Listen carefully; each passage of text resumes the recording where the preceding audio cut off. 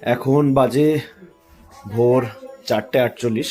যদিও বা একটু দেরি হয়ে গেল। আমাদের প্রথমে প্ল্যানিং ছিল 3টের সময় বেরোনোর, কিন্তু আমরা কালকে পৌঁছাতে পৌঁছাতে একটু লেট হয়ে গেছি। আর অবভিয়াসলি এতটাই এক্সস্টেড ছিলাম যে আমাদের পক্ষে সম্ভব হয়নি 3টের সময় আবার উঠে রেডি হওয়া। তো সেক্ষেত্রে একটু দেরি হয়ে গেল বেরোতে। এখন আমরা আমাদের গৌরীকুণ্ড রুমটা ছেড়ে দেবো। আমরা ক্লক রুমে রাখিনি, যেহেতু আমরা একটা গ্রুপের সাথে এসেছি আর আমরা অনেকজন রয়েছি, তাই একটা রুম আমরা রেখে দিচ্ছি যেখানে সবাই মিলে আমাদের লাগেজগুলো রেখে দেবো। দেখা যাক কত সময় লাগে, কতটা কষ্ট হয়, কতটা আমাদের সময় লাগে উপরে উঠতে।